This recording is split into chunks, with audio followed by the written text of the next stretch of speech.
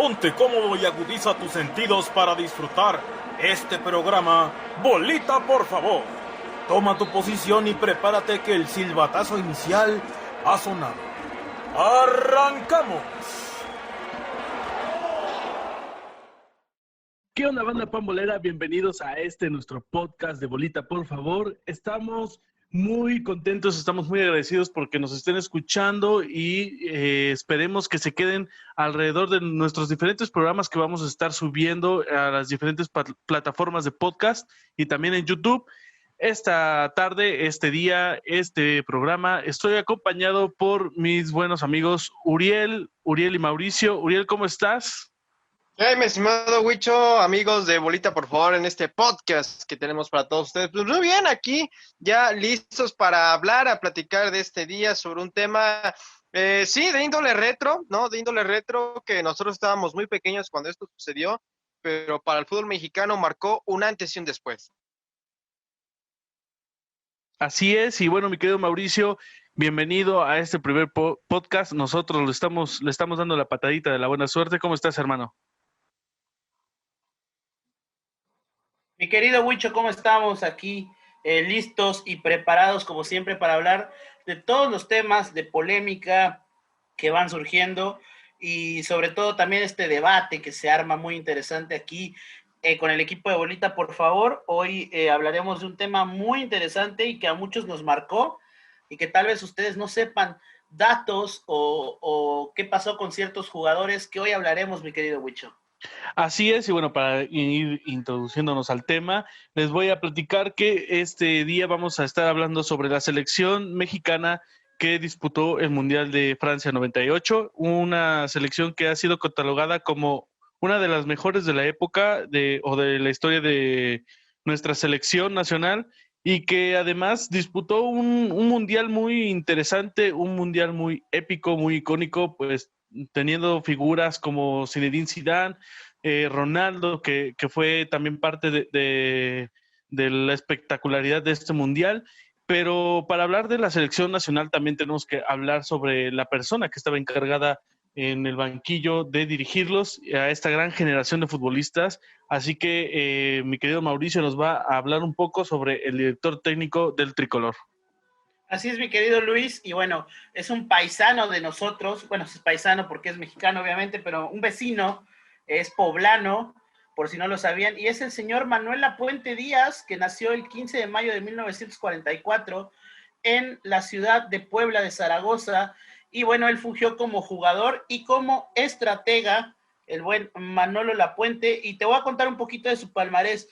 Como jugador ganó el título de los Juegos Panamericanos en el 67 con la selección mexicana allá en Canadá, en un torneo de estos, digamos, preolímpicos y de un torneo, por decirlo así, de categorías menores. Tal vez como jugador no fue tan importante, pero como entrenador revolucionó, incluso ya lo hablaremos un poquito más tarde en el legado, en lo que dejó. Sabemos que existe su corriente, que es el lapuentismo. Y bueno, como entrenador ganó con Puebla títulos como la Liga de la Primera División en 2 ocasiones, la famosa Copa México y un campeón de campeones, lo que hizo que dejara una huella importante en el Puebla.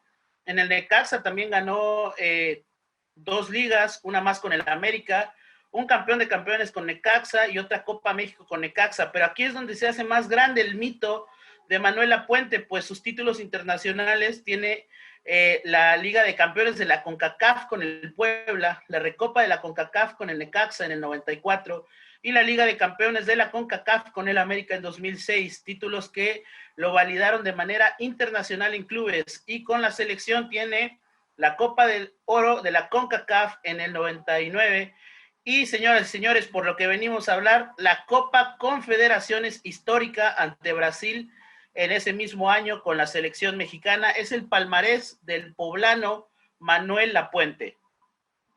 Así es un palmarés muy interesante, muy importante y que yo creo que cualquier técnico podría envidiar. Ya lo decías, es un técnico que ha dejado corriente, ha dejado escuela y que es de admirar.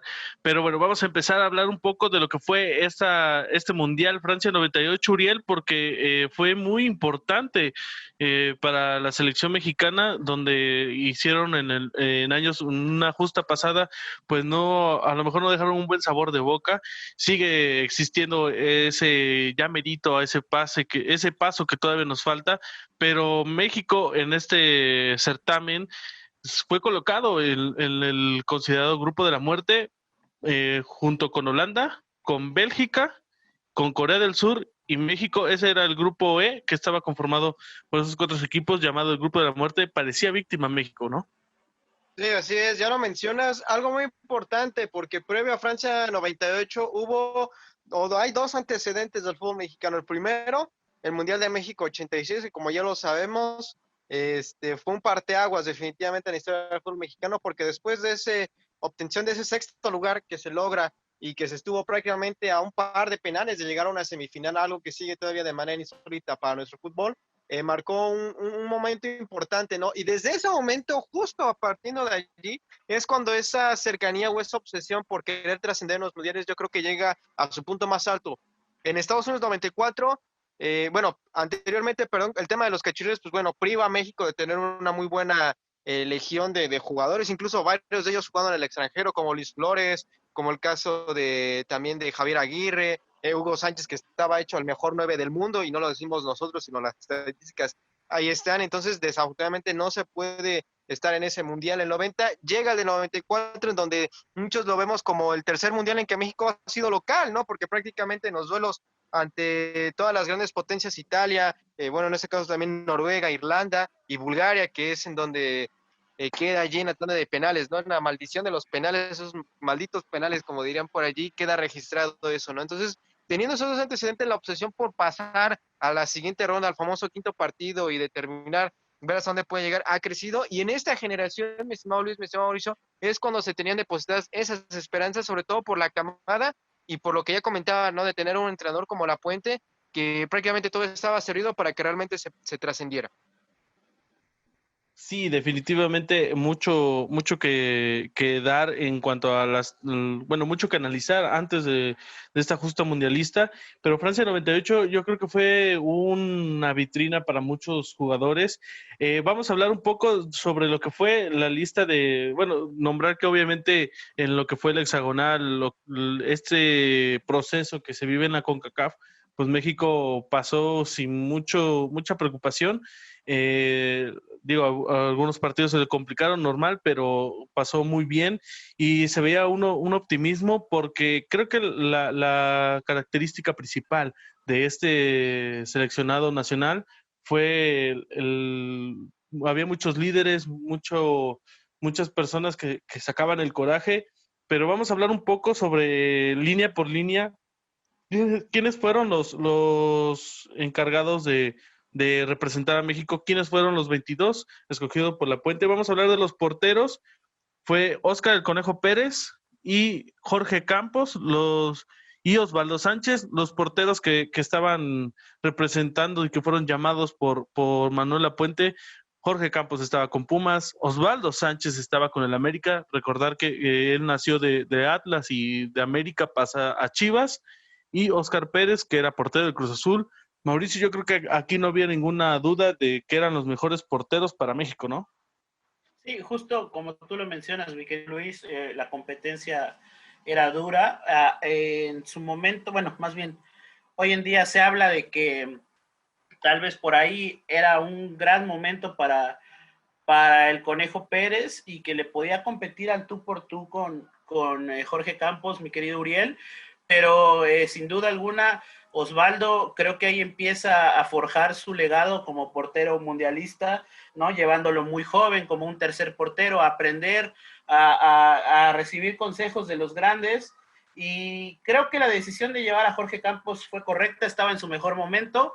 pero creo que por ahí ya saben estos disparates, a veces los técnicos, mi querido Uriel, llevar incluso al Conejo de titular no hubiera sido una locura. Sí, yo creo que en ese momento, de hecho, Oscar Pérez venía de ser campeón con Cruz Azul, el último campeonato era ese guardameta, ¿no? Que sabemos de esa vasta escuela que ha tenido Cruz Azul en varios años, sobre todo en la década de los 90, tener al Conejo como principal baluarte, como un referente importante de Cruz Azul y que podía hacerlo en Francia 98, aunque del otro lado tenías a Jorge Campos, que era uno de los mejores de su posición a nivel mundial también, entonces pues definitivamente, y aunado a la experiencia, ¿no? Yo creo que ahí la balanza estaba muy inclinada para el Brody, y en el caso de Osvaldo, que era el más joven de los tres, pues prácticamente era como que es el típico tercer portero joven, ya lo vivió gente como Ochoa, ¿no? Por ejemplo, por ponerles un ejemplo del propio Corona, tal vez en Alemania del 2016 también, de ir a aprender, ¿no? De ese maestro, de ese referente que vas a tener en la actualidad. Llevarlo Moisés cobijado, Muñoz. ¿no? Llevarlo cobijado, Sí, mi querido Uriel. así es, exactamente. Entonces, por ahí, pues yo creo que sí, definitivamente Jorge Campos es el líder nato de aquella tercia de guardametas, que incluso mucha gente concuerda de que tal vez haya sido la mejor, una de las tres mejores camadas de guardametas que hayan ido a una historia de los mundiales. Y bueno, puede ser, pero yo creo que también hay buena, digo, Yo Corona, creo que también, Talavera y perdón Luis, Ochoa ha de también ser cuestión es muy de gustos, respetable. ¿no? También, porque en sí el México no tiene problemas en la portería, yo creo que va más a cuestión de gustos y estilo.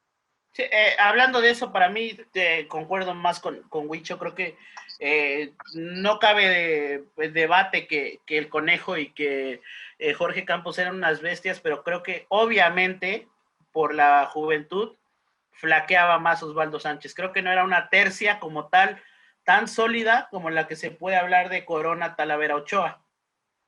Sí, aparte Osvaldo todavía no era la leyenda que hoy conocemos como Osvaldo, se forjó más en Chivas que en sus anteriores equipos, en Chivas y en Santos, y yo creo que por ahí a lo mejor la tercia de estos tres porteros, bueno, la tercia de los tres, la tercia de porteros, una disculpa, eso es Huichar, está muy endeble para decir fue la mejor, a mi opinión, yo creo que también la de Ochoa, Talavera y Corona es muy respetable.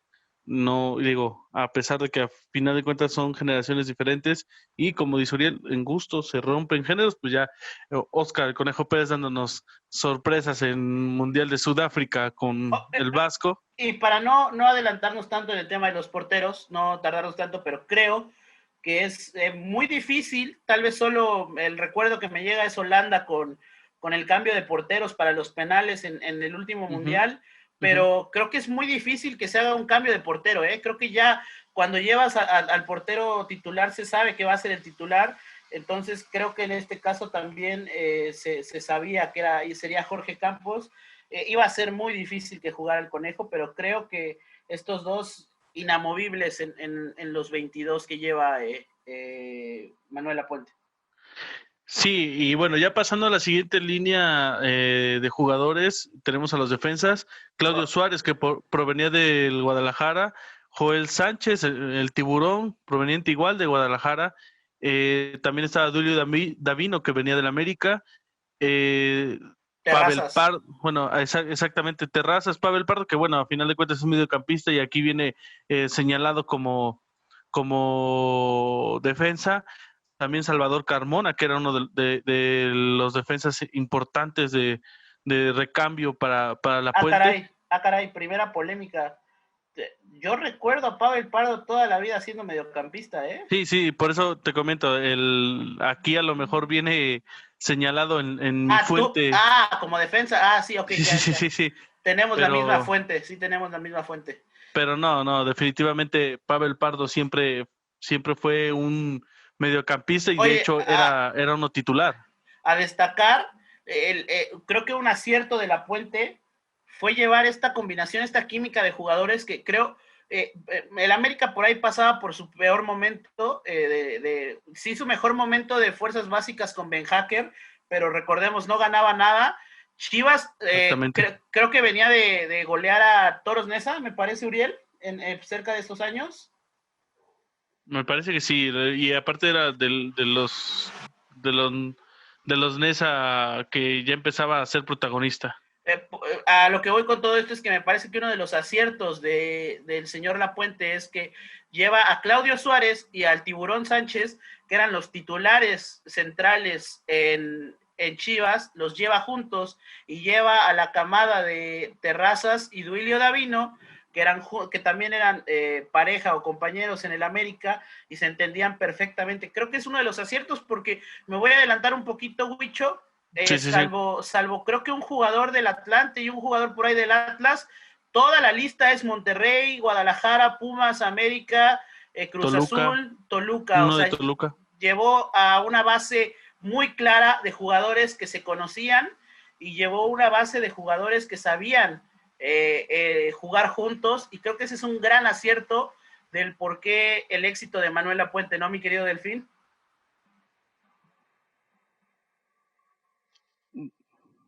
Bueno, para parecer, Uriel tiene ahorita unos detalles técnicos, pero sí. Siempre me pasa eso, siempre me pasa eso. Cuando le doy la palabra a alguien. Se desconecta. Pero sí, yo creo que era importante la camada, como lo dices, no solamente llevar a personas de jerarquía como el Tiburón, como el Emperador Suárez, que podría ser debatible si fuera, bueno, si podría entrar en los mejores defensas del fútbol mexicano, porque al final, digo, cuántos mundiales, cuántos partidos y al nivel que siempre se destacó y siempre se mantuvo Claudio Suárez, y un Tiburón que pasó por varios equipos y siempre fue protagonista, y un joven Duilio Davino y que era una como lo decimos, era una promesa del fútbol, y que Terrazas, a final de cuentas, ese jugador diferente que te metía la pierna, te iba y presionaba al rival y dejaba todo en la cancha. Oye, y muy arriesgado, ¿no? Por lo que digo, había variantes, como bien lo comentamos, el caso de Rodrigo Lara, Raúl Rodrigo Lara, el caso del propio Pavel Pardo, que va a parecer que nos estamos contradiciendo, o el caso de Marcelino Bernal, que yo recuerdo en Pumas, que eran hombres que si el partido se apretaba, incluso Jaime Ordiales, los podías echar hacia atrás como defensas, pero me llama mucho la atención que prácticamente lleva los 4 defensas exactos, ¿no? Jugándosela.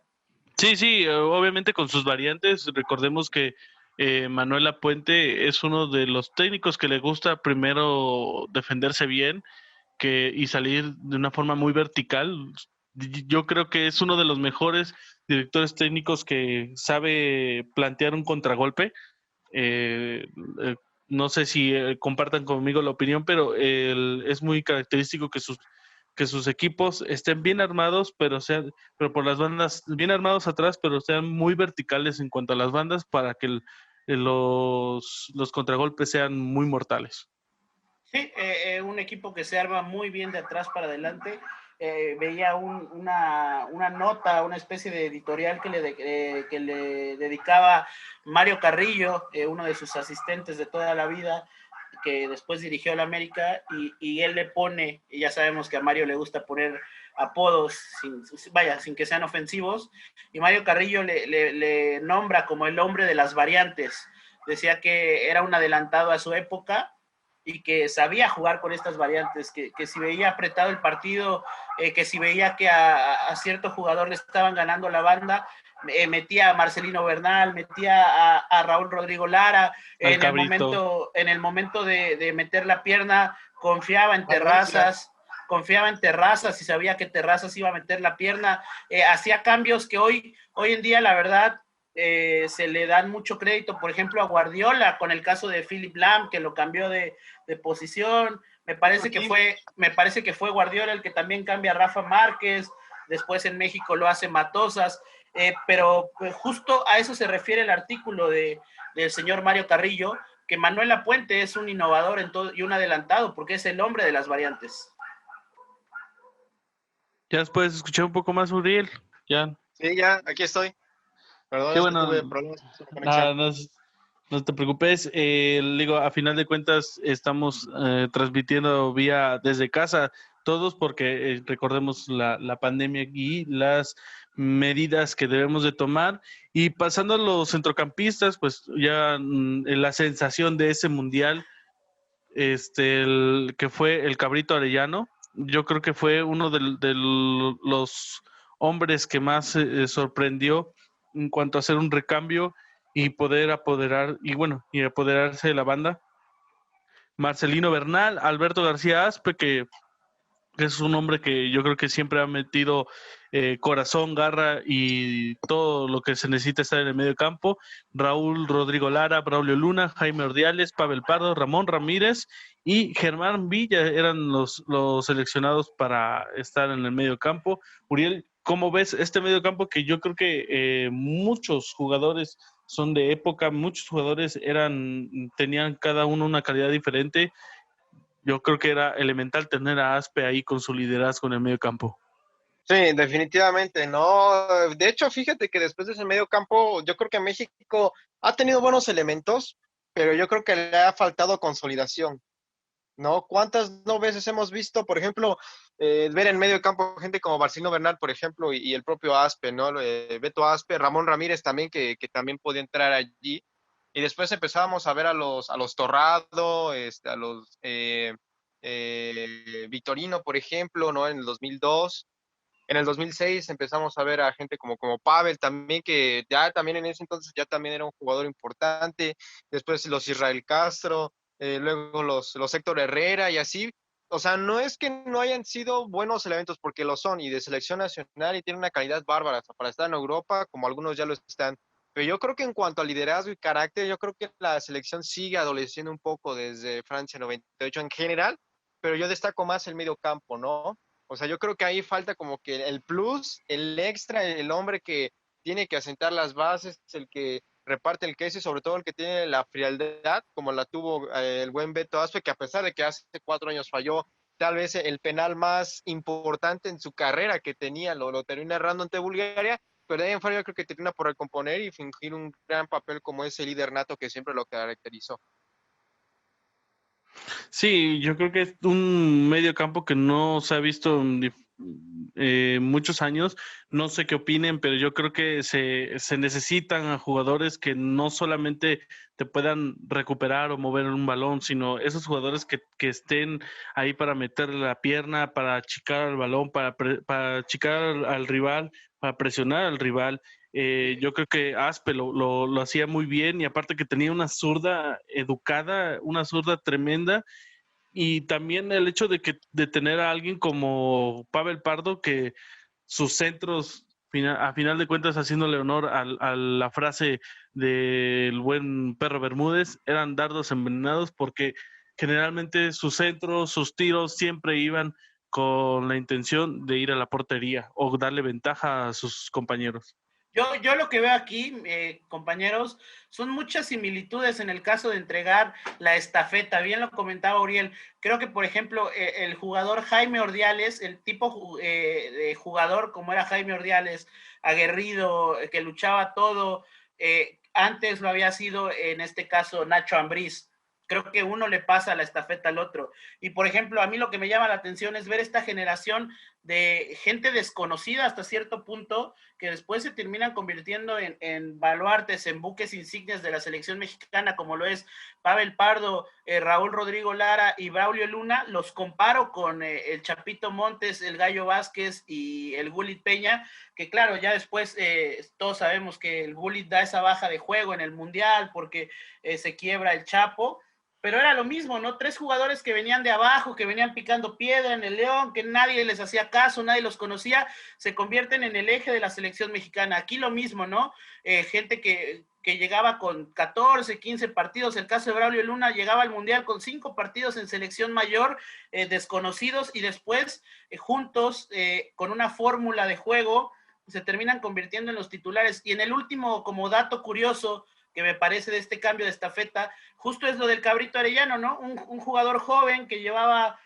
pocos partidos en selección, que se vuelve la revelación, el cambio recurrente, no, el cambio recurrente de Manuela Puente y el jugador que le daba aire fresco, me recuerda mucho a un joven Andrés Guardado, que también lo llevan a un mundial y que destaca y que la rompe en un mundial, ¿no? Creo que estos datos curiosos de estos intercambios de estafeta, creo que hacen que todavía a esta selección le tengamos más añoranza, ¿no? Yo creo que si volteas a ver a estos 3 de León, ¿no, Uriel? al Chapito, al Gullit y al Gallo Vázquez, pues claramente te recuerdan a Braulio Luna, a Rodrigo Lara y a Pavel Pardo, ¿no? Sí, claro, guardando sus proporciones. Ojo, claro, sí. obvio. Sí, exactamente, sí, digo, sin menospreciar a los de León, que claro, y que incluso yo creo que se quedaron a nivel selección, porque a nivel club cumplieron y bastante bien cortos, porque había una muy buena expectativa, exacto, desafortunadamente se lesiona el Chapo, el Gallito Vázquez tiene un buen mundial, y el caso del Gullit, ¿no? Que se pierde, ¿no? Ya también después cuando se va a Chivas y bueno, todo lo demás ya sabemos lo que pasó, ¿no? Pero sí, obviamente sí, es muy raro encontrar esas camadas de buenos mediocampistas, ¿no? Mexicanos sobre todo, y eso era un reflejo de lo que pasaba anteriormente, ¿no? Obviamente. Creo que cumplían con este fenómeno o fenotipo, por decirlo así, del jugador bajito, ¿no? Que tanto se le criticó en su momento al Barcelona, no me quiero desviar, Huicho, pero que decían, ¿cómo pueden jugar Messi, Xavi y Busquets? Bueno, Busquets un poco más alto juntos con Messi, por eso Xavi, Iniesta y Messi son chaparritos le revolucionan, bueno, Iniesta y Xavi a España. Y justo creo lo mismo aquí, ¿no? Como el Gullit, el Chapito y Montes, si son y el Gallito, si son pequeños. Y lo mismo aquí, ¿no? Pavel Pardo, Raúl Rodrigo Lara y Braulio Luna no son muy altos, pero tenían esto, ¿no? De correr, de meterse entre los jugadores, de ser estos jugadores pequeños que revolucionan. Así es, y yo creo que eran diferentes, eran aguerridos, y aparte la habilidad que poseían, digo, Braulio Luna siempre tuvo una zurda muy privilegiada, y ni hablar de Pavel Pardo con su toque, que cuando él estuvo, ya más adelante lo comentaremos, cuando estuvo en Alemania, pues se dice, y en una entrevista lo llegó a reconocer Khedira, que Pavel Pardo fue quien le ayudaba o quien le ayudó a poder pulir un poco más sus técnicas de golpeo de balón cuando coincidieron en la Bundesliga. Sí, exactamente. Y bueno, ya pasando a la... Luis, nada más rápido, recordar lo que ya decíamos, el comentario, que en el caso de Braulio Luna, viene de los Pumas, y Pavel Pardo en ese momento, el único jugador del Atlas en toda la convocatoria, y bueno, como ya lo comentábamos, en el caso de, Raúl Rodrigo Lara, proveniente del América. Así es, y bueno, y aparte, digo, eran los mayores en cuanto a equipos que aportaban a la selección, y ya para la línea importante, por así decirlo, los delanteros, que yo creo que es una camada de delanteros muy importantes, muy impresionantes, porque a final de cuentas no se ha visto personas con esas cualidades o con ese pundonor, con ese corazón. Empezamos arriba. Cuauhtémoc Blanco, que provenía del Necaxa, en ese momento estaba de préstamo en el Necaxa.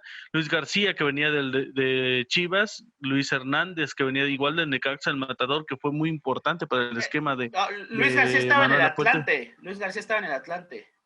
Ok. Que de hecho fue a pasear nada más, ¿no? Porque ya estaba en una baja lo metieron de nivel, sí, ya muy, muy deprimente. De hecho, hace poco tuve la oportunidad de ver un talk show de esos que hace con Martinoli de farsantes, y él recordaba exactamente, incluso Martinoli burlándose, que a él fue a Francia nada más de turista, porque llegó en un momento en el que la baja de juego de Luis, que cada medio año cambiaba de equipo, ¿no? Llegó, creo que iba a llegar hasta Puebla, me parece, Monarca. Sí.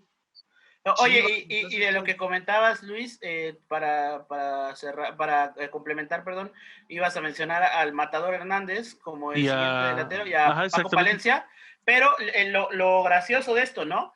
Y no es por hacer polémica barata, pero justo lo que decía Uriel, ¿no? Luis García llevaba el peso de ser el delantero, que había estado en el Atlético, que había estado en Pumas, que había ido a América, y llegaba con la estafeta de ser el hombre, el killer, porque hay que recordar, Ricardo Peláez muy joven, y Cuauhtémoc también justo me parece que una indisciplina lo lleva a que pase Necaxa en préstamo, entonces como que no se tenían muchas esperanzas, y qué curioso termina siendo que le gana la titularidad el Matador Hernández a Luis García. Sí, y bueno, ya mencionábamos todos los delanteros, y que de hecho en unas entrevistas que se han visto para Manuel Lapuente, que han hecho Manuel Lapuente acerca de esta selección, él lo comentaba, él quería quedarse con Luis García, también obviamente deja fuera a Hermosillo, a Sague, jugadores importantes y que también podrían darle algo diferente, pero el nivel de Luis García era algo que le podría ayudar en algún momento, pero él comentaba que era impresionante y es lo que creo que hay que destacar de esta selección, la competitividad entre cada compañero, porque los delanteros estaban esforzando al tope y cómo sacar a uno que te está rindiendo, que te está entrenando y poder meter al otro para mostrarse. Era esa competencia, era estar en el máximo nivel. Yo recuerdo también escuchar al mismo Lapuente decir que en el último juego del Mundial, cómo iba a salir cómo iba a dejar afuera a Matador si por él habían pasado a la siguiente fase de los octavos de final y cómo contra Alemania iba a prescindir de él, y el que se había vuelto, de hecho, el amuleto de la suerte, el cambio referente o el cambio que siempre le daba una garantía a Manuel Lapuente a Ricardo Peláez. Entonces sí, le comieron el barco muy feo a Luis García y yo creo que tenía mucho los jugadores y de hecho jugadores un poco más jóvenes que él le ganaron el barco. Sí, definitivamente. Yo creo que lo que resaltas, ¿no? La competitividad que tenía esta selección era muy buena, era impresionante, ¿no? Sobre todo, pues, yo creo que incluso en todas sus líneas, porque todos podían haber sido titulares. Y ya como mencionaba Mauricio, ¿no? Del tema del Matador Hernández, que a la postre se termina convirtiendo en el máximo anotador de México en un mundial, ojo, en un mundial, porque esa racha ya la empató el Chicharo de 4 goles, si no mal recuerdo. Incluso pudiendo haber anotado un quinto, ¿no? Contra Alemania en aquella falla que hace poco también fue tendencia por lo que el propio Matador decía, ¿no? Que Palencia había fallado una anteriormente y que él, bueno, tenía un ángulo de tiro muy cerrado, ¿no? En aquel partido en que desde los primeros minutos todo México creyó que realmente esta era la buena, pero a final de cuentas, mi estimado Luis, mi estimado Mauricio, la historia volvió a repetirse. Sí.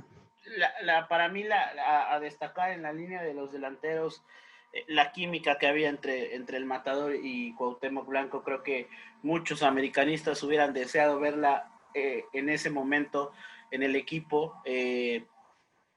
Química que se vio en el Necaxa, química que se vio en la selección, y con Ricardo Peláez también, ¿no? Siendo ese jugador que me parece más en base al trabajo, más con cancha recorrida, como se dice, con kilometraje, que con técnica, porque creo que no se distinguía por ser el más técnico de todos. Creo que incluso Luis García fácilmente le comía el mandado en cuanto a técnica, pero creo que viniendo de abajo, y justo lo mismo que decíamos con el caso de Osvaldo Sánchez, de ser un portero cobijado por las grandes leyendas, pues creo que era lo mismo para Palencia, ¿no? Sí, si bien ya era un nombre que sonaba, ya era un jugador que destacaba, nadie se imaginaba en el monstruo que se iba a convertir en Cruz Azul, pasando por Chivas, aunque no lo hizo tan bien, por Pumas, pero creo que el monstruo que se convirtió en el Cruz Azul nadie lo esperaba, y justo es eso, ¿no? La confianza que le da Manuel Lapuente de llevarlo.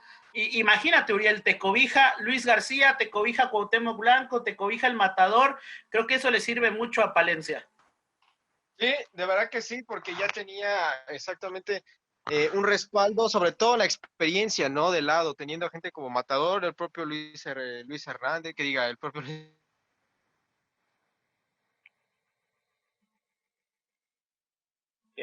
¿Se nos fue Uriel o solo fui yo? No, parece que se fue Uriel, se le fue un poco el audio, igual. Oye, en lo que regresa, mi querido Luis, sí. Solo quiero dar un apunte fuera de los jugadores. Yo sé que me vas a decir que el de local lo prefieres, pero qué hermoso estaba el uniforme de visitante. El de tanto visitante, el verde y el blanco. Para mí, mejor el blanco. Yo creo que la gente se va con el verde por la historia, por el escudo que trae ahí impreso, pero para mí el blanco era elegante, y el blanco creo que representa ese empate contra Holanda. Para mí es de los uniformes más bonitos que he visto, y muy elegante con el cuello. Creo que un gran uniforme, Luis. Sí, yo creo que ha sido uno de los mejores uniformes que hemos visto para representar a México en alguna justa mundialista. a pesar de que en los últimos años sí nos han regalado jerseys muy buenos, pero en especial, yo creo que el valor sentimental, el valor de identidad que da el calendario azteca o el escudo azteca, perdón, es algo muy, muy impactante y es algo que no se ha vuelto a reflejar y que sí, yo creo que me quedo igual con el blanco, aparte de que si ves ese uniforme, obviamente vas a recordar al Matador, vas a recordar a Cuauhtémoc y que en ese gol, que de hecho es a lo que iba, vamos a platicar así muy rápida los resultados. Recordar que México estaba en el supuesto grupo de la muerte con Corea del Sur, viene de atrás y logra remontar 3-1 en un juego complicado en la primera parte, pero en el segundo tiempo se logran reponer. Ya lo comentábamos, Peláez anotando un gol. Bélgica contra México, igual un partido cerrado, un partido donde México le jugó sobre todo el segundo tiempo al tú por tú a la escuadra europea y que le pudo empatar 2-2. Y ya para el último partido contra Holanda, un 2-2 en donde nos deja un buen sabor de boca, donde nos demuestra México que puede hacer las cosas, un México que no se da por vencido, un México que va peleando y que eso yo creo que ese envión anímico que estaban reflejando en estos partidos le sirve en los octavos de final para hacer la mayor parte del encuentro un gran partido, porque obviamente... Viniendo de abajo de un Viniendo de 2-0, abajo. Huicho, y en el minuto 4 cae el primero, que para un mundial, en esta justa, en este escenario, te vienes para abajo. Sí, y además le compite de tú por tú a la Holanda de los hermanos Cocu y de los hermanos de Boer, perdón, y de Cocu. Dennis Bergkamp. Una Holanda que si bien sigue sin conseguir ese título ansiado, revolucionó en su confederación, en la Euro, con un Ronald de Boer impresionante que incluso nos vacuna y nos mete el 2-0, pero justo como lo dices, vienen de atrás y en el 90 el Matador lo empata. Exactamente, y yo creo Pero que Luis, sí, considerado uno de los 5 goles más emotivos en la historia de los mundiales, la verdad es que yo, bueno, no sé ustedes, pero yo no recuerdo mucho en general de ese mundial, pero aún después, posteriormente, gracias a las tecnologías de ver ese gol, me emociona y se me enchina la piel como si lo hubiera yo vivido, lo hubiera yo visto, o sea, por la magnitud de por sí saber que México aún con ese resultado ya estaba clasificado, ¿no? Pero ese gol que la anotan, no recuerdo al portero, ¿era Van der Sar o no recuerdo quién era el guardameta Tulipán? Pero el simple hecho de que llegara en esos instantes y yendo un poco en contra de la historia mexicana, ¿no? Porque por lo regular era al revés, cuando en los últimos minutos metían gol o no se ganaban o empataban, pues ahora, ¿no? México con ese gol se embalsamaba para llegar directo a la ronda de octavos, ¿no? Entonces yo creo que fue uno de los momentos más emotivos que podríamos dejar sin duda alguna de las copas del mundo para nuestro país. Oye, mi querido Luis, sí. Yo creo que vas a dar pie a que hablemos rápidamente, que nos come el tiempo, de la famosísima confederaciones que ganamos, pero antes de eso te quiero dar un dato, mi querido Uriel, mi querido Luis, no sé si lo sabían, pero acabando el año de 1998, cuando se entrega el último ranking organizado por la FIFA, México consigue su mejor puesto y en ese momento se convertía en el 4º mejor equipo del ranking mundial de la FIFA, lugar que no hemos regresado y que no hemos podido conseguir. Hemos estado en el top 10, hemos estado por ahí en el top 12, en el 14, con buenas actuaciones, pero justo esa victoria de Manuel Lapuente ante Brasil, una Brasil que ya mencionaremos más adelante, plagada de estrellas, de balones de oro, se le logra ganar y mi querido Luis, mi querido Uriel, conseguimos el 4º lugar, que claro, no es un mundial, no es un título, pero creo que hay que estar orgullosos de que justo en diciembre de 1998 la FIFA entrega su último ranking, me parece que es semestral, y en ese segundo ranking semestral la selección mexicana termina como 4º lugar del ranking mundial. Sí, a final de cuentas, la participación de México no fue para menos, era más para cerrar el Mundial. México cae contra Alemania 2-1 en un partido donde intentó de todo en el Es segundo que tiempo. yo ya no quería hablar de eso, Luis, me trae malos recuerdos. Y quería, para que tocarlo a final de cuentas, y que Estuvimos un tan cerca, estuvimos tan Jürgen Klinsmann cerca. que nos vacunó, y sí, el hecho de que hubiera representado para México si Luis Hernández hubiera anotado ese gol que iba a hacer el 2-1 en su momento, y yéndose arriba el equipo mexicano, y algo que le podía caracterizar mucho es el poder ser organizado en la parte de atrás, y que si hubieran ido 2-1 Te arriba, odio, Bierhoff, te odio. pero al final de cuentas con eso cierra su participación. Ya para cerrar un poco lo que fue el Mundial, esta es la mejor selección que hemos visto en algún mundial. Esta es la mejor selección mexicana que hemos visto en los mundiales.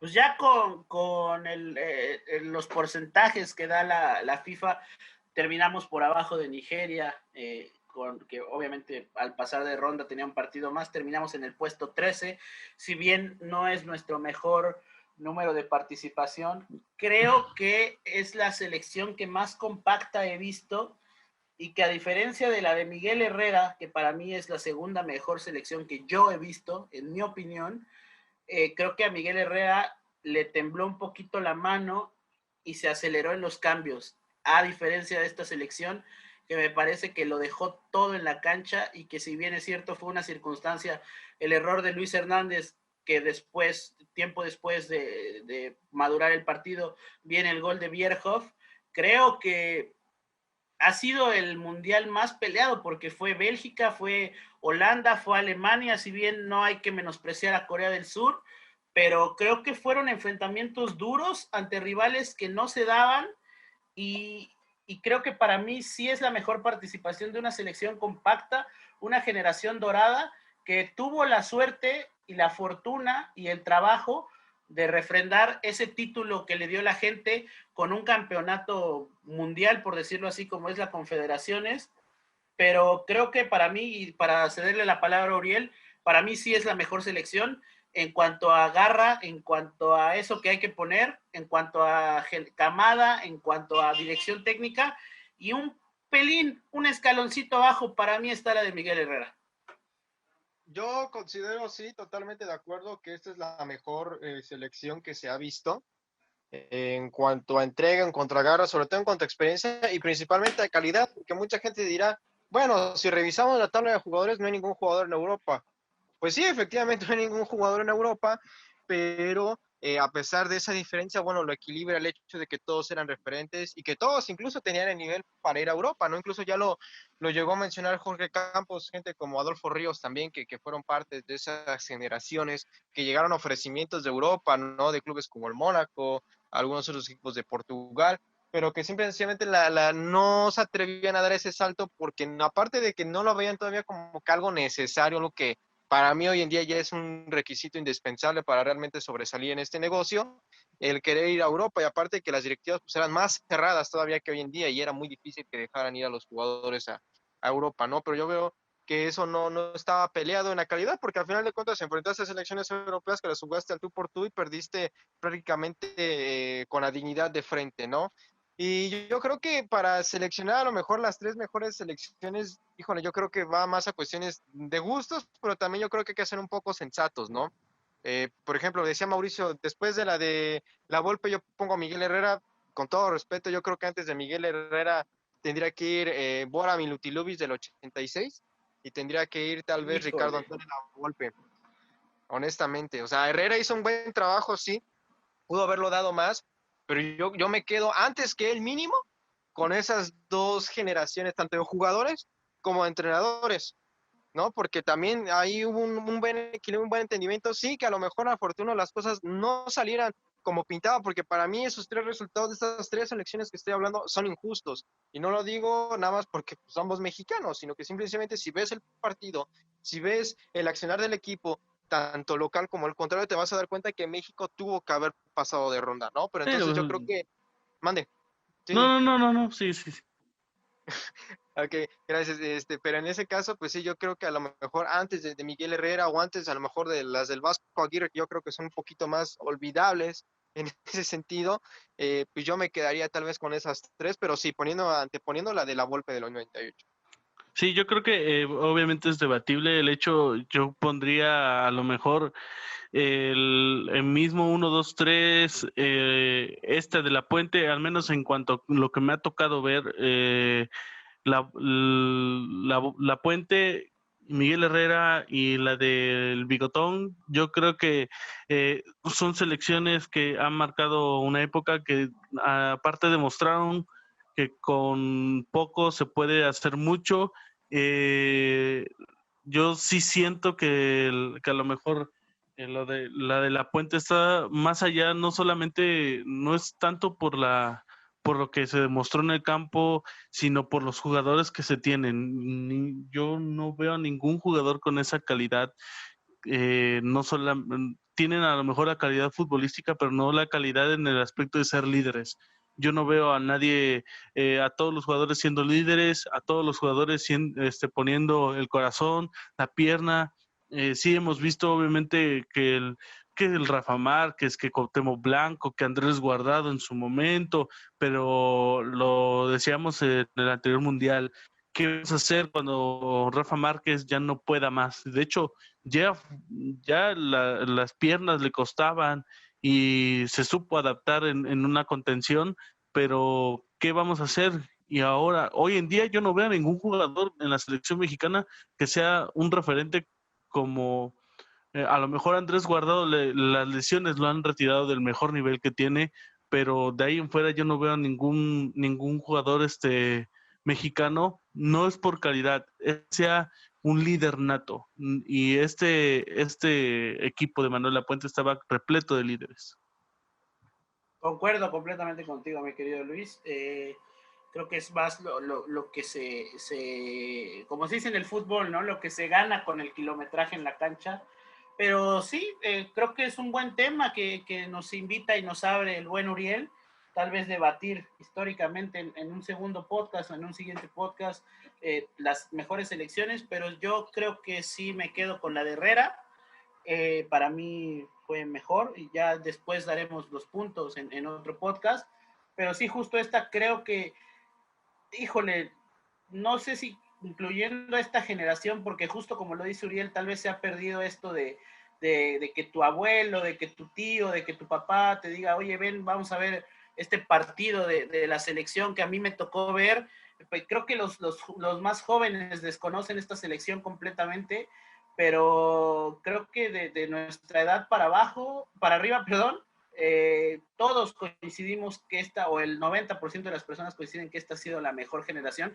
Y para matizar lo que decía Uriel, creo que se le da el doble de valor lo que comenta Uriel, ¿no?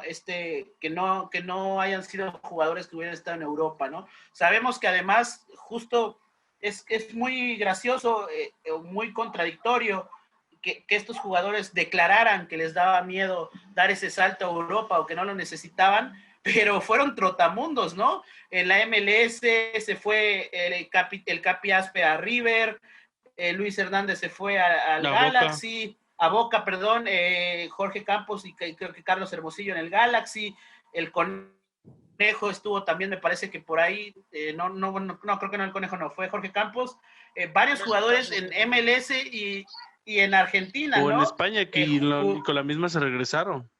Curioso esto, que no viajaran tanto al viejo continente y que decidieran, ¿no? En el caso del Beto y del Matador, ir a probar suerte a Boca y a River. Sí, y aparte era muy extraño. Yo creo que además el Matador lo dijo, tenía oferta en Francia, tenía oferta, me parece, no sé si en España o en Holanda, aparte de la de Boca, y decidió irse por Boca. Digo, a final de cuentas le fue medianamente bien, le fue aceptable, la gente lo recuerda con cariño, compartió vestidor con Maradona, entonces ya cada quien pone sus metas o a lo mejor un poco más de los planes de vida que puedan tener. uno de los logros más importantes de esta selección, ya lo comentaba Mauricio, es la Copa Confederaciones, que a lo mejor muchos dirán que fue acomodada para México porque se celebró en nuestro país, sobre todo la final en ese Estadio Azteca, que los que la vivimos la recordamos con mucho amor, con mucha emoción, porque ese último gol de Cuauhtémoc Blanco definitivamente es uno de los mejores que en mi persona me ha tocado ver a nivel selección, y que un Brasil repleta de estrellas, Dida, Rivaldo, Ronaldinho, a lo mejor presidió de algunos que estaban en Europa, pero de todos modos fue una selección con mucho poderío. Wicho, si me das paso, te quiero dar unos cuantos datos curiosos sobre esta Copa Confederaciones del 99. Dale. Quiero decirte que el campeón, spoiler alert, fue México, el subcampeón Brasil, como lo sabemos, y un histórico tercer lugar para Estados Unidos, y todavía un cuarto histórico lugar para Arabia Saudita. Participaron 8 equipos, un total de 16 partidos. Se jugó en 2 estadios, en el antiguo estadio de Jalisco, en Guadalajara, y el Estadio Azteca. Los goleadores fueron Ronaldinho, Cuauhtémoc Blanco y Marzouk Al-Otavi, con 6 goles, y me dirás de dónde es este Al-Otavi. Hice mi tarea, jugador de Arabia Saudita, que destacó en el club Little Jeddah, o mejor conocido como el Lil Jeddah, equipo de Arabia Saudita, donde dio sus mejores años este señor, que pues anecdótico, metió 6 goles al igual que Ronaldinho y que Cuauhtémoc Blanco.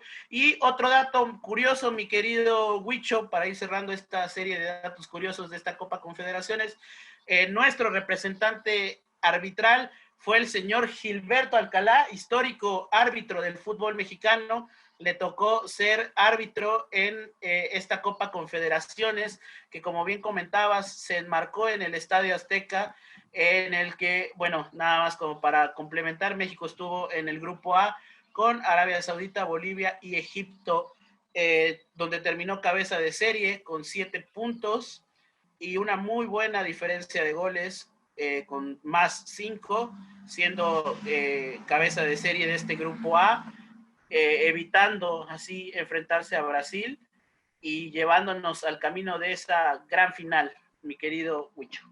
Sí, yo creo que es una copa que yo creo que puede ser catalogada como el mayor logro en cuanto a selección mayor, porque obviamente está el oro olímpico que se concretó en Londres, pero es una selección a final de cuentas menor, una sub-21, sub-23, y que en cuanto a selección mayor es el título más importante que se ha logrado conseguir, Uriel, y es una copa que a final de cuentas tiene su respeto. No es una copa mundial, no es como ganar un mundial, pero yo creo que a nivel selecciones, en donde se disputan varias selecciones de diferentes regiones, es la segunda de mayor prestigio.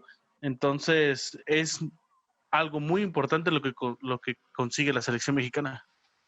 Sí, sin duda alguna, porque hay muchas selecciones que la sobresaltan, ¿no? Por ejemplo, en Argentina, que llevan ya casi 30 años, pues este fue su último torneo, cuando antes se jugaba en Arabia, y era la Copa Rey Farid, ¿no? No me acuerdo bien cómo era el nombre. Fue lo último que ganó, y de hecho, de eso muchos han colgado, muchos argentinos, ¿no? Que esa copa y esa copa, que fue la primera edición, por cierto, pero ha sido el último que han ganado, ¿no? Entonces, pues sí, tiene su prestigio, por supuesto que tiene su prestigio, porque es una antesala a un mundial, ¿no? Como se venía manejando, es para ir viendo cómo van llegando las selecciones, incluso es un escaparate para nuevos jugadores, ¿no? Y talentos, y lo demostró Alemania. Mucha gente considera que Alemania menospreció la Confederaciones de hace 3 años, pero más que eso, yo creo que fue para mostrar su buen poderío que tiene, ¿no? Ese experimento, si lo podemos decir. Y le decir, sirvió un cambio generacional. Exactamente, totalmente un cambio de generacional, exacto, que muy pocas selecciones lo hacen como ellos, si no es que ninguna. Entonces, pues por supuesto que tiene su prestigio, porque aparte, te digo, le das minutos a gente, incluso hasta ya vas viendo más o menos quién puede ir perfilándose para jugar un partido de Copa del Mundo, porque este es lo más cercano que vas a tener ¿no? Y obviamente una Copa Confederaciones pues resalta porque te enfrentas al mejor equipo de la Confederación, ¿no? El mejor equipo de Asia, el mejor equipo de Europa, el mejor equipo de Oceanía, el mejor equipo de Sudamérica. Entonces, pues no puedes menospreciar ese trofeo, que pasa algo similar con el Mundial de Clubes, ¿no? Guardando proporciones, que te enfrentas al mejor equipo de cada continente del planeta. Sí, y yo creo que haciendo un comentario adicional de Alemania en la antigua Copa Confederaciones o en sus ediciones pasadas, hace un cambio generacional, lleva una selección de varios jóvenes y que es triste y es preocupante ver que esa selección alemana veíamos a varios chavos que fueron sub-17 que jugaron el Mundial Sub-17 que se jugó aquí en México, donde resurgió la Momia Gómez y estaba ahí Carlos Fierro, Sergio Bueno, el mismo Pollo. Entonces, ver a esos jugadores alemanes ya teniendo su proceso, llegando a selección mayor, y en donde tú volteabas a ver a esa selección mexicana de esa confederaciones, y ni uno de los sub-17, muchos se perdieron, muchos ni siquiera llegaron a debutar, pintaban para promesas, hicieron pruebas y nunca lograron sostenerse de algún proyecto importante en algún equipo. Eso es preocupante. Yo no sé qué opinen, pero es algo también lamentable, algo que da mucho a pensar en cuanto a qué estamos haciendo con el proceso generacional. Sí, en efecto, creo que no se ha trabajado lo suficiente. Por ahí podrán venir las discusiones que si no estamos trabajando en fuerzas básicas, que si esto, que si el otro, pero también yo creo que depende mucho del carácter de los jugadores, ¿no? El caso, por ejemplo, de Rafa Márquez, que se atrevió, se fue, se forjó allá, el caso de Guardado, que no le tuvo miedo a irse a jugar a segunda división. Creo que muchas veces se le atiza muy duro a la federación y que si los extranjeros, pero justo si tú escuchas hablar a todas estas generaciones, te lo dicen, ¿no? Escuchas hablar a Cuauhtémoc, escuchas hablar a Pavel, escuchas hablar a Luis Hernández, si bien todos se quejan del número de extranjeros, también te lo dicen, éramos una base de mexicanos que venían desde fuerzas básicas peleando por un puesto, que no nos achicábamos, que no nos daba miedo y que competíamos al tú por tú con los extranjeros y que por eso eran 4 o 5 extranjeros y de calidad los que estaban y no, bueno, petardazos como hemos visto los últimos años, pero creo que depende mucho del jugador y creo que es algo que, por ejemplo, en lo que Uriel y yo no coincidimos. Uriel considera que es culpa de la federación el meter tantos extranjeros.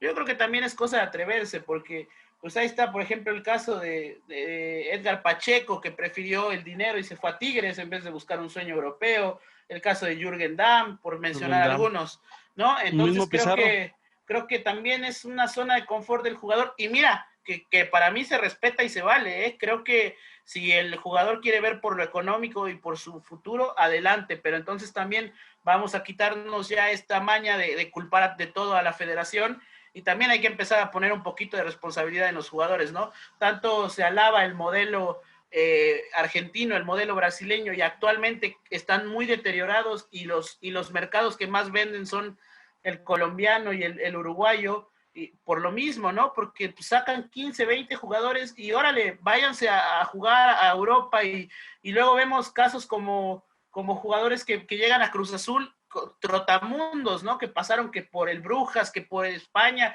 y dices tú, ¿a qué hora pasaron por todos esos equipos? Pues porque se van desde muy chavitos y porque no les importa comer banca, por no les importa estar llevando un proceso, sí, a lo mejor fracasan algunos, pero ya lo hicieron. Entonces creo que también depende mucho del jugador. Hay que empezar a quitarnos esta maña de culpar de todo a los directivos y también empezar a poner responsabilidad en los jugadores. Aparte de esta mentira de decir que México puede ser que vienen nada más por protección bueno, que nada más vienen los jugadores sudamericanos porque quieren proyectarse al fútbol internacional, irse a Europa, vienen aquí porque si no les van a pagar o no van a conseguir lo económico en Europa, lo vienen a conseguir aquí en México, porque saben que se les paga mejor que algún mexicano y que de cierto modo con un buen agente o con un golpe de suerte puede ser que vayas a Europa o no. A final de cuentas, el sistema en cuanto a la proyección de la Liga Mexicana es diferente a las sudamericanas y sinceramente la venta aquí está muy sobrevalorada, está muy inflada, que no creo que, por decir, muchos jugadores no se han ido por lo mismo, porque piden cosas que no piden dinero, cantidades de dinero que no van acorde al talento, ¿no? O a lo mejor a la trayectoria, porque aquí en México con 2, 3 partidos buenos ya te quieren poner en Europa. El caso de varios jugadores, yo recuerdo por decir, Tony López, que ya lo ponían en selección y como un futuro referente en la delantera mexicana, cuando tuvo 2, 3 partidos buenos, cuando sucedió el trágico accidente de Cabañas y que después se fue perdiendo. Entonces, eso es algo que también se debe tener en cuenta. Pero, ya siguiendo, Creo que sí, mi querido Uriel Uriel, tiene problemas. con Ahí Oye, está, ya su... aquí sigo. ya, adelante, Ah, Uriel.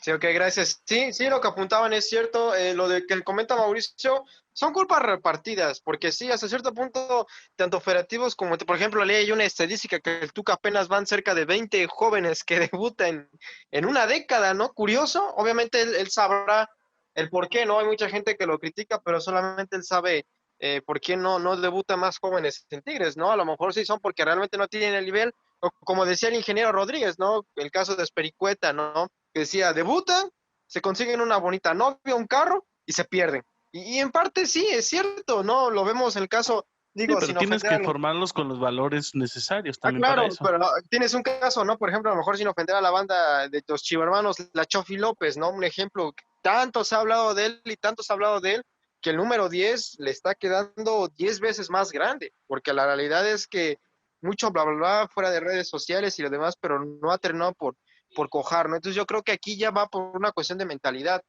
En ese caso yo creo que es ahí donde más bien se tiene que trabajar. Les tiene que hacer ver a los jóvenes que no nada más por debutar 10 o jugar 10 partidos ya eres un crack, no.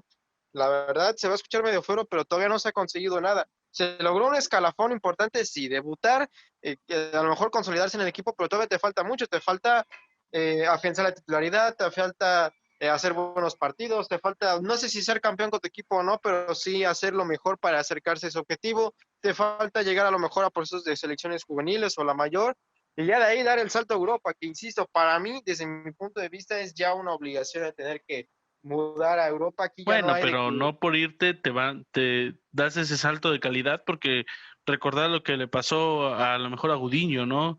Se fue, intentó, estuvo en 2 equipos, en 3 equipos y no la hizo. Chivas lo quiere repatriar como el refuerzo bomba y ahora está relegado en la escuadra de las Chivas y que también, bueno, en su momento también varios futbolistas que fueron consagrados aquí, el caso de Palencia, a lo mejor Germán Villa, que también era importante, no lograron consagrarse en España, el mismo Alan Pulido, Neri Castillo, que también No, no, Nery no Castillo es muy punto y aparte, porque él salió Eh, del Danubio de Uruguay. O sea, él regresa ah, aquí a México con la intención de recuperar ese nivel, porque él quería regresar a la selección, un que crack ahí en fue Tonalí. un compadrazmo, ¿no? Más que nada, porque sí sabemos que termina peleado con Matosas, porque ahí se decía, ¿no? Dimes y diretes, que si Matosas, sí, ya perdón, un poco más familiares, ¿no? hay un coche aquí, Te lo estás robando, ¿verdad, Mauricio? un poquito de, ya me vio feo. Este, oye, comentar, mi querido Wicho, que casi lo grité. Mi querido Wicho, nada más comentar porque nos estamos desviando un bonito debate, pero solo quería comentar porque me costó trabajo, Luis, me costó trabajo, está muy escasa esa información, pero se preguntarán por qué la sede se da en México. Y justo como lo comentaba Uriel, al venir del torneo del Rey Alja, no recuerdo el nombre, se apostaba por los famosísimos petrodólares y los países sauditas eran los que hacían las confederaciones. Así como hacen No, en el Mundial de Clubes. no era un torneo al principio no era un torneo reconocido por la FIFA. Cuando la FIFA lo reconoce y da este formato de que vayan los campeones, hay un conflicto bélico en los países de Medio Oriente, en los países sauditas, y se decide que por seguridad, porque los clubes europeos no querían ir, también por la mala organización que había habido años anteriores, se le da a México. Entonces es por eso que la gente se saca mucho de onda. Dicen, bueno, ¿por qué si el Mundial es en Brasil y la Confederación es en Brasil, ¿por qué nos tocó la de México? Bueno, porque para empezar era el primer año que la FIFA reconocía como un Mundial de Clubes, como una copa oficial, y la segunda es porque había un conflicto bélico que hace que México se lleve la sede. Ahí está otro dato importante a destacar. Y regresando al tema, creo que esto también le va a gustar mucho a mi querido Uriel, porque sé que es una persona que piensa lo mismo que el señor Manuel Lapuente. Para regresar al tema, ya ves cómo todo regresa al hilo conductor, mi querido Luis. Algo de lo que Manuel Lapuente no se ha cansado de criticar, y aquí sí creo que estoy con él en cuanto a los directivos, es que no tenemos Copa Libertadores. Y si un viejo lobo de mar llevó a equipos a la Libertadores, fue Manuel Lapuente, un hombre que sabe lo que es rozarse con Boca, con Danubio, con River, con Peñarol, con Nacional, con Sao Paulo, con Fluminense, con todos estos equipos. Ese es el señor Manuel Lapuente, y algo que dice es, no vamos a crecer si no regresamos a una Copa Libertadores. Y creo que tiene razón, y justo este comentario se da porque le preguntan, entre otras cosas, para entrevistarlo, de por qué no dirige un equipo de Liga MX. Dice que los directivos consideran que él ya está muy viejo, lo cual me parece una falta de respeto. Creo que si hoy Manuel Lapuente agarra a un equipo como Querétaro, a un equipo como Bravos, sin querer que ninguno de los técnicos actuales pierdan su trabajo, claramente, creo que lo podría hacer bien. Con el Mazatlán. Pero empecemos. Pero regresando a ese tema, en esta entrevista él comenta esto, ¿no? Porque le dicen que qué opina de que la Confederaciones también pueda desaparecer, en un tema que creo que lo manejas mejor que yo, Uriel. Es un tema sobre dinero, ¿no? Al parecer ya no quieren jugarlo, y él dice que es triste porque es una copa, un formato, un torneo que él lo marcó mucho por salir campeón, y justo menciona lo mismo, ¿no? Ya nos están quitando Mundial de Clubes, nos están quitando Libertadores, nos están quitando Confederaciones. ¿Cómo carajos nos vamos a rozar con las grandes potencias? ¿Cómo vamos a hacer el crecimiento de los jóvenes? Sí, la verdad sí, son por cuestiones de logística y de dinero, y también de calendarios, ¿no? Por algo, lo que mencionabas de la Copa Libertadores, la Copa América también, ¿no? Que en Conmebol pues, no les pareció una gracia que en las últimas 2 ediciones, pues se fuera con una sub-23. Ellos lo tomaron a mal. Ellos dijeron, ¿sabes qué? Pues si no te interesa o no, ya no te está dejando tu conferencia, ¿sabes qué?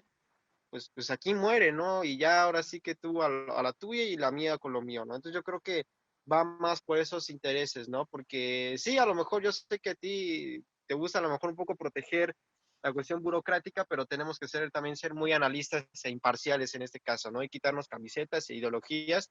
Y sí, a lo mejor sí hace falta existir un poco más en gestiones, quienes deban de hacer esas gestiones, que se haga lo posible para que México pueda regresar al menos 1 o 2 equipos. No queremos 4 o 5 a Copa Libertadores, porque sí es un torneo que da prestigio, que yo sé que a la gente, sobre todo a los norteamericanos, no les hace gracia ver equipos mexicanos compitiendo allí, porque sabemos que esto les incomoda, les molesta, ¿no? Y a lo mejor alejarnos un poco de las ideas de querer unir 2 ligas, lo cual ya lo dijo Víctor Montellán y es casi imposible. El directivo canadiense, presidente de la CONCACAF, dijo que eso sonaba más a algo muy utópico, porque eso lo tendría que aprobar no nada más la CONCACAF, sino la FIFA incluso. Y es una situación que deportivamente pues llevaría a CONCACAF más al borde de la mediocridad en la que pues ya goza, desafortunadamente, porque es nuestra zona y hay que ser realmente muy realistas con ese aspecto. Entonces yo creo que por allí sí haría falta hacer esa gestión para regresar a los torneos importantes sin descuidar, ojo, la Copa de la Conca Champions, que yendo o no yendo a Copa Libertadores, sabemos que casi los equipos que están allí en el Final Four, pues son los de la Liga MX y en los años recientes la MLS. Entonces, pues yo creo que eso es lo que se podría hacer, ¿no? Tal vez, o a menos de Voy a que sonar, realmente... voy a sonar como la Volpe para darle calor a este debate. Por Dios, Uriel, pasamos, no digas que no descuidemos la CONCACAF, pasamos caminando, lo dijo el Sí, bigotón, pasamos caminando. ¿Qué le cuesta a México mandar una sub-23 a la CONCACAF y mandar a tus titulares, a tu gente, a la CONMEBOL? Yo sé que obviamente eso no va a gustar, pero pues por Dios, caray, caminando pasamos en la CONCACAF.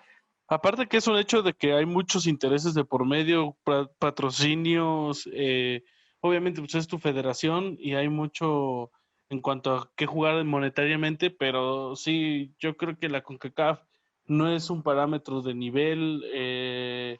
Los equipos mexicanos a medio gas le pueden competir al tú por tú a los equipos americanos, que bueno, a pesar de que hemos visto encuentros en donde se le han complicado mucho a los equipos mexicanos jugar contra los estadounidenses, no están al nivel, la liga no está al nivel, y que yo creo que sí es necesario regresar a la Confederación, perdón, a la Libertadores, que es un torneo que muchos lo vivimos. Vivimos a clubes mexicanos, al menos en mi experiencia y desde mi persona, no me importa qué equipo esté jugando, más allá de que si es al que le voy, si es mexicano y nos está representando en nuestro país, quiero que vaya, que gane, que golee, que se haga respetar, porque yo creo que las Libertadores también nos han menospreciado, nos han hecho, Blandito, Huicho, eres nos han blandito. Hay que, balbuceado. las cosas como son. Si va Chivas para allá, que lo humillen. Que le No, no, meta no, no, 8, no. que le meta 8 el Botafogo. Pero si va a Miami, mi querido Luis, que meta 9 al Corinthians. No seas tibio, no seas tibio. No, bueno, ese es mi pensar, hermano. Yo creo que en cuanto a equipos mexicanos hay Ahora, que apoyar. comentaste algo muy cierto que eso quería comentar. Era mi gancho para que Uriel se metiera en la plática, pero nos acaba de decir que le demos unos minutos, tiene unos problemas técnicos.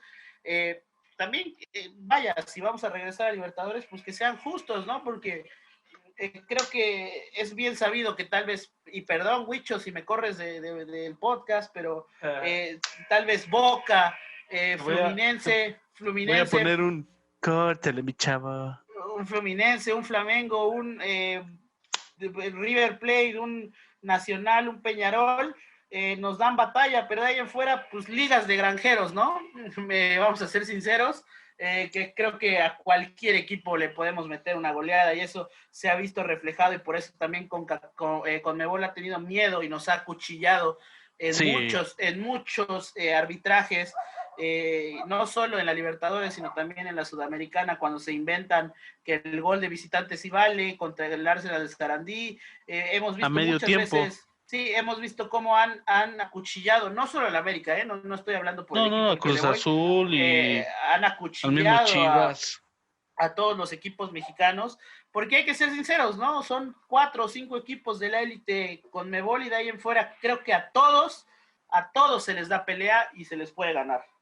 No, y aparte es un tema para otro podcast, el hecho de que a lo mejor no hay nivel, pero son plazas muy difíciles en las cuales irse a jugar. Una de las quejas que tenían mucho los directores, bueno, los presidentes de clubes mexicanos era el hecho de los traslados, de que algunos equipos de la Liga MX que no estaban participando no te daban el chance de poder recorrer horarios.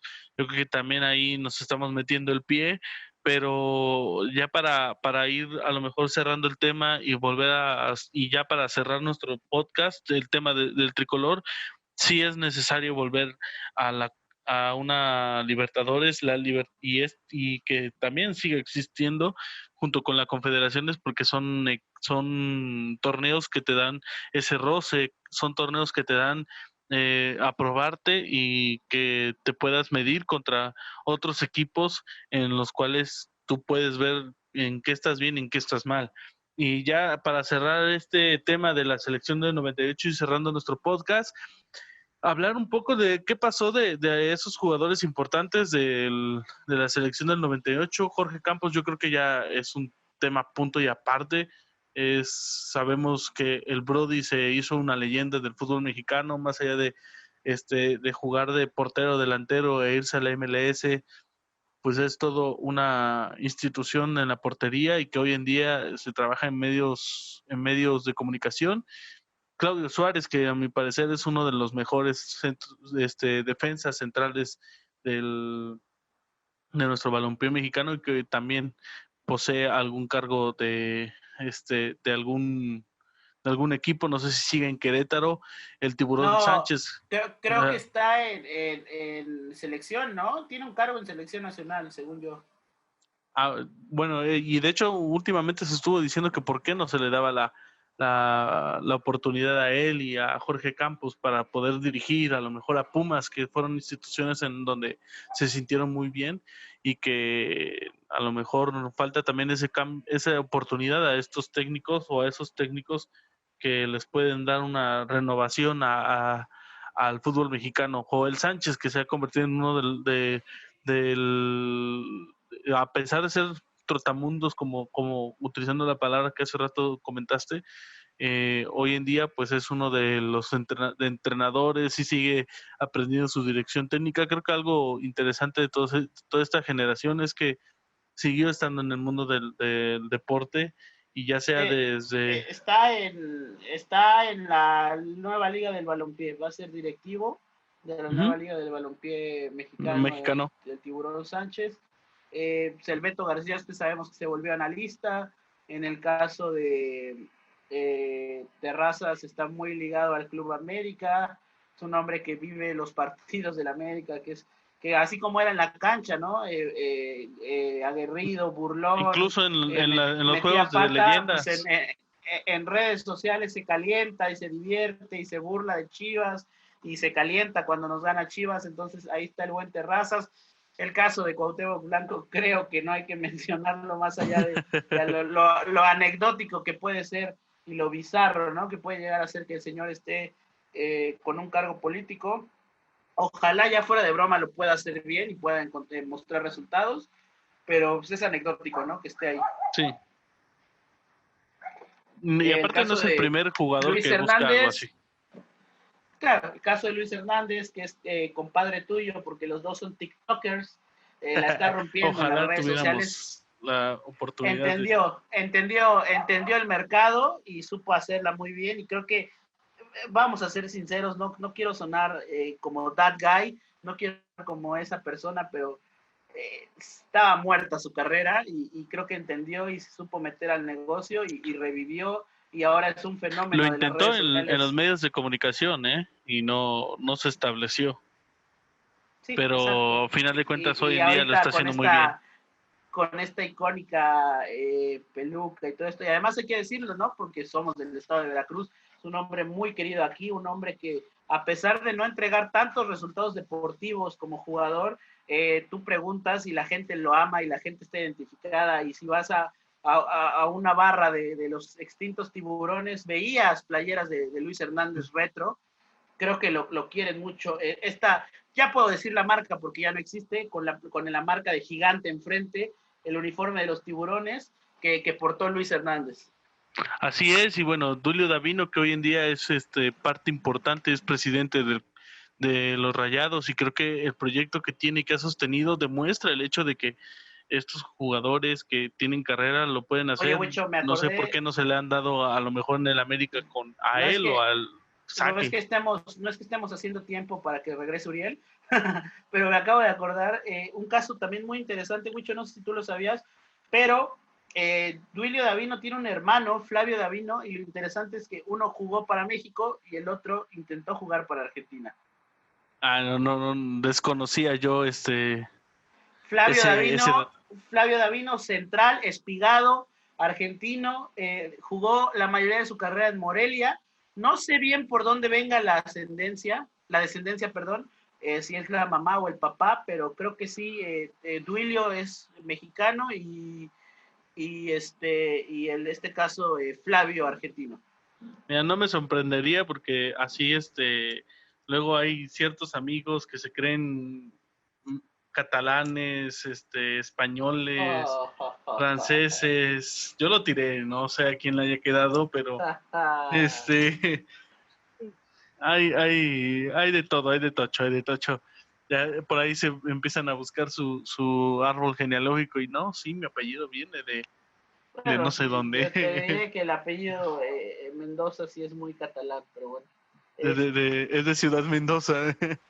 Y bueno, lo que respecta a los demás compañeros. Ricardo Peláez, gran directivo en el América y después, la verdad, muy áspera su relación con los directores técnicos de los equipos. Creo que por ahí está hoy más que nunca en el ojo del huracán lo que pueda llegar a ser. Porque mira, ya esto da para otro podcast, pero si sale peleado con Vucetich, creo que ya el problema es Ricardo Peláez. Sí, aparte lo demostró en Cruz Azul y a mí, a pesar de que sí demostró resultados con América, nunca me agradó el hecho de atraer los reflectores, de ser protagonista, de querer ser centro de atención o la diva, por así decirlo, y que se sentía más que todos los demás, se quería poner encima de las demás leyendas del club mismo. Exacto. Por el mismo hecho de que muchos y que está para el debate, porque sí, canterano y lo que quieras, pero para mí este hombre representa más al Guadalajara, porque él lo dijo. Al Necaxa. Yo creo que al Guadalajara, yo creo que representa más. Para mí no es leyenda del América. Y continuando con esto, mi querido Huicho, el caso de Paco Palencia, que ahora es técnico de tu nuevo equipo favorito, hay que darle Mazatlán, chance. Power. Lo hizo bien en Lobos WAP y vamos a ver qué es lo que puede hacer el rockero, ¿no? Paco Palencia, el gatillero. Sí, yo creo que la mayoría de los jugadores como Braulio Luna o bueno, el Bernal, que han tenido etapas, Braulio acaba de terminar su relación, Pardo, ¿no? Me parece. Braulio Luna acaba de terminar su relación con una televisora, no sé a qué se vaya a dedicar, pero mi querido Luis, justo diste en el punto. Yo quería dejar a Pavel Pardo al último porque me parece que si bien todos han logrado algo grande, si todos han logrado puestos importantes, ya sea en el ámbito de la política, del TikTok, del deporte mismo, como entrenadores, si hay, y digo, cada trabajo es importante y no es por menospreciar, pero si hay un trabajo que de verdad nos tiene que llenar de orgullo como mexicanos, porque no a cualquiera se le da, es que Pavel Pardo sea embajador de la Bundesliga. Eso habla de su trabajo, habla de su buena relación, de su disciplina, de que dejó marcada no solo al equipo que defendió, sino que también dejó marcado a toda ¿cómo decirlo? A toda una liga, ¿no? A todo un una generación, un equipo. No, me refiero a los dueños, porque para que entres a ser embajador de la Bundesliga, pues te tienen que alzar el dedito. ¿Qué te gusta? 15 de 18 dueños. Entonces, creo que las buenas relaciones que ha dejado Pavel Pardo, y que él lo ha dicho, ¿no? Yo recomendé a Javier Hernández al Leverkusen, y siempre alejado de los reflectores, trabajando duro en la Bundesliga, y ojalá pueda llevar talento a Alemania. Sí, y aparte ojalá también pueda... bienvenido, Uriel, bienvenido. Gracias, perdón. Le resaltaba lo de Pavel, ¿no? Que en su momento fue incluso mejor jugador MVP cuando fueron campeones ante todo pronóstico con el Stuttgart, ¿no? Un equipo histórico, pero que dista de ser grande. De hecho, como anécdota, aparte de lo que mencionan de Khedira, él estuvo cerca también de fichar por el Bayern Múnich, pero el Stuttgart le dijo, no, estás loco, vamos a entrar a Champions, ahorita no queremos tu dinero. O sea, estuvo por un pelo de sumarse al gigante bávaro, porque ellos quedaron admirados por el estilo de juego y sobre todo por el pie de golpeo de balón que tenía. Entonces, pues sí, lo de Pavel Pardo es de otro nivel completamente, y eso que ya se fue a los 31 años a Europa, ojo con eso de los que dicen de los Guardado en su momento de los 80, es que ya están grandes, ya que se regresen, ya que se retiren. No, o sea, realmente dependiendo de regresó, Rafa Márquez se fue a Italia y regresó al América, hay que decirlo, regresó a una última etapa con el América y lo hizo bastante bien. Él fue de los que estuvo siendo capitán en ese 7-2 al Toluca, si no mal recuerdo. Así es. Recién había pasado lo de Cabañas y fue un jugador que se echó el equipo al hombro y que fue el estandarte, fue capitán y Que que ahora, hay que decirlo, completamente identificado con los colores del Atlas, ¿no? Una leyenda del Atlas, pero creo que el americanismo lo ha abrazado y él ha abrazado al americanismo y creo que si bien no es una leyenda americanista por el hecho de no ser canterano, de no haber nacido ahí, creo que sí es uno de los estandartes del americanismo y él acepta esto, ¿no? De buena gana, de buena manera, pero sí es una leyenda del Atlas. al menos lo que a mí me tocó ver jugar a Pavel con el América, para mí sí es un referente y al menos a mí sí es un jugador que haya marcado una época y que son de los pocos que ya no se han visto. Hay otros jugadores de esta selección 98 que se perdieron, como Germán Villa, que están alejados de los reflectores, el mismo, bueno, hay otros que están haciendo trabajo un poco más en silencio, como Raúl Rodrigo Lara, está en categorías inferiores del América, el mismo... Fíjate, Marcelino yo lo tengo perdido, no sé qué esté haciendo. A mí me gustaría que Marcelino tomara las riendas de algunas fuerzas básicas de Pumas, ya sea sub-15, sub-17 o en el equipo de expansión de la Liga del Balompié, porque creo que es un nombre que está ahí súper identificado, y suena anecdótico, suena de risa, pero no sé si recuerdas esta marca de pan que sacó las famosísimas tarjetitas de jugadores de fútbol. Uh-huh. Él venía como un emblema de Pumas. Yo lo recuerdo a mis 7, 8 años cuando compraba este pan de caja para poder tener estas cartas. Marcelino Bernal es uno de los históricos de Pumas y me parece que pues justo lo que decías, ¿no, Luis? ¿Por qué no se le da la oportunidad a él o Su último paso importante estuvo a Jorge Campos, ¿no? De tomar las riendas del equipo. Sí, y bueno, son de esos jugadores que tienen el talento, tienen el conocimiento, la preparación para representar o hacer un trabajo interesante a nivel de clubes. Ya para Mucho, cerrar.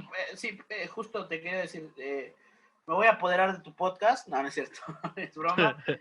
Yo nada más quiero comentar que para mí es difícil poner un ranking, es difícil hacer un top, pero creo que yo sí dejo muy alto a Manuel Lapuente. Quiero cerrar con unas palabras que le quiero dedicar al señor Manuel Lapuente, ojalá me escuche. Para mí es un gran técnico, creo que yo en lo personal estoy agradecido por el título que nos dio cuando prácticamente éramos la burla del fútbol mexicano porque no llevábamos muchos años sin ser campeones. Este hombre agarra un equipo y nos hace campeones, eso por el lado del Club América, pero en cuanto a todo lo que le ha dado al fútbol mexicano, creo que es un hombre que ha trabajado duro, ha trabajado en silencio, él mismo lo ha dicho. A mí no me gusta que digan que hay una corriente lapuentista, yo nada más trabajo, a diferencia de su antagónico, como es el caso de La Volpe, que él sí y vaya, no es faltar al respeto ni hacer polémica, creo que se vale, ¿no? Si es dependiendo de la seguridad de cada quien, La Volpe sí le gusta que le digan, yo soy la volpista, y todo lo contrario, y son estilos, ¿no? Y se vale. Todo lo contrario, el señor Lapuente dice, yo no quiero que se diga esto, yo solo trabajo duro. Creo que marcando época en equipos que nadie se lo esperaba, como Puebla y Necaxa, y en la selección mexicana dándonos uno de los títulos más importantes y que justo repito, no quiero hacer polémica barata, pero se menciona que Luis Fernando Tena es un técnico ninguneado, que no tiene el valor por darnos el título más importante a nivel de selecciones como es el oro olímpico. En lo personal, para mí vale más la Confederaciones porque se le ganó a una Brasil con Ronaldinho, con Ronaldo, con estrellas, y es un título de selección mayor oficial. Entonces, para mí, en cuanto a selección nacional, el técnico más ganador, o mejor dicho, el que ha ganado algo más significativo es Manuel Lapuente. Entonces, pues yo desde aquí solo quiero decir que me parece uno de los mejores técnicos, un gran entrenador que marcó época con Puebla, con Necaxa, con América y con selección mexicana. Y vaya, sí entra en el top 5 de entrenadores de la historia del fútbol mexicano. Bueno, Uriel, ya para cerrar el tema, ¿cuál es tu opinión en cuanto al legado que dejó esta selección del 98 con Manuel Lapuente a su dirección? No, definitivamente yo creo que ya todo lo que han dicho hay que sumarlo. Lapuente tomó o creyó más bien en sí mismo y en su preparación, porque anteriormente, ¿qué antecedente había? Yo creo que el más cercano a esas épocas era Nachito Treyes, ¿no? Un adelantado a su tiempo, un hombre que estudioso, que se metía incluso en cuestiones de física, de anatomía, de deporte, de otras disciplinas, ¿no? Para conjuntar un equipo de trabajo importante. Y la Volpe logró eso a final de cuentas, dejó huella, ya lo decía Mauricio, en equipos con todo respeto que nadie daba nada, como Puebla y sobre todo Necaxa, que para mí es donde más se le recuerda, incluso a nivel de clubes, incluso por encima de lo logrado con América, porque Necaxa fue tricampeón, si no mal recuerdo, con una camada de jugadores extraordinaria, Luis Hernández, Ricardo Peláez, el caso también de Nachito Ambriz, Alex Aguinaga, Nicolás Navarro, o sea, el ratón Ayala, el monstruo, el portero, Álvarez. Velázquez, ¿no? Álvarez, el no monstruo Álvarez, sí. Navarro, Fue Nico Navarro.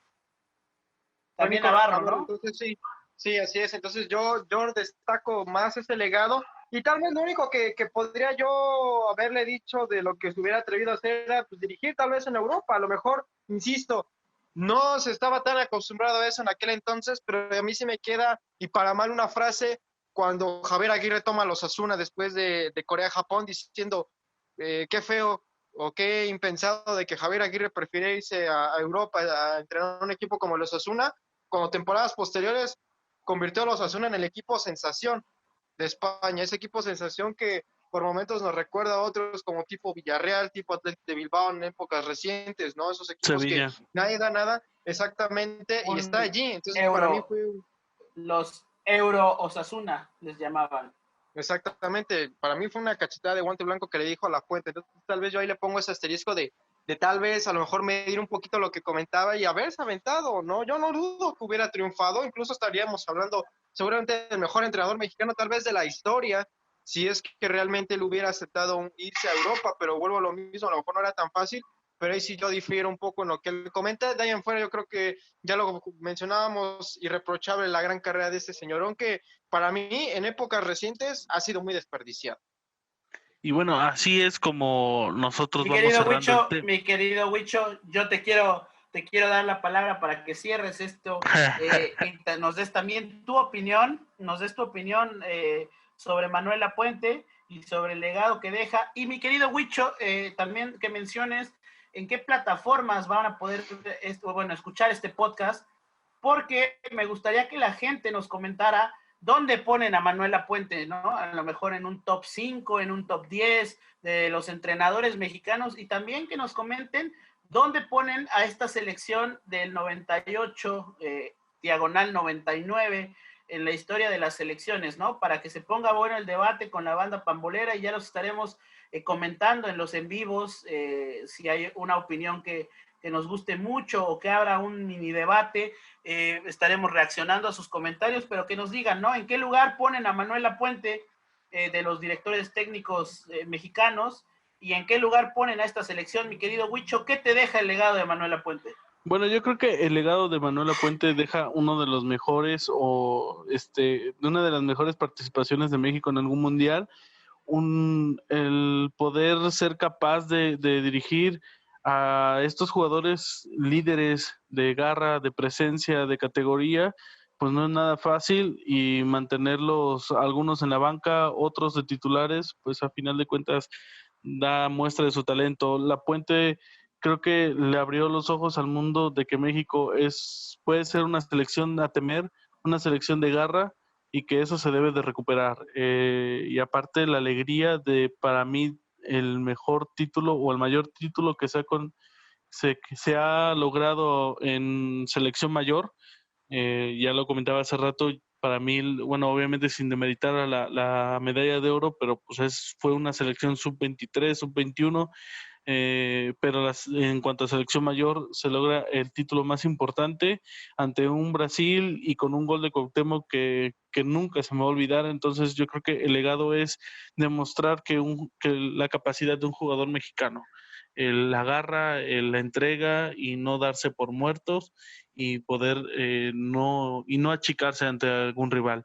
Y bueno, a la gente que nos está escuchando, nos puede también seguir en nuestras redes sociales. En Facebook aparecemos como Bolita por favor. En Instagram estamos oficial Bolita por favor. Igual en TikTok estamos como oficial Bolita por favor. Y en podcast estamos a través de Anchor, en YouTube, Spotify y las diferentes plataformas que Anchor nos permita llegar hasta sus hogares. Entonces, síganos, estén enterados de nuestras dinámicas, de nuestros live, de nuestros siguientes podcasts. Si quieren proponernos algún tema, está bienvenido. Así que, mi querido Mauricio, Uriel, muchas gracias por estar con nosotros y nos despedimos de la banda pambolera. Hasta luego, bye. ¿Te supo amargo el empate? ¿Te quedaste con ganas de un tiempo extra? No te preocupes. Escúchanos cada semana en las diferentes plataformas de podcast. También puedes seguirnos en redes sociales como Bolita por favor, para estar enterados de lo más importante del mundo deportivo. Hasta la próxima.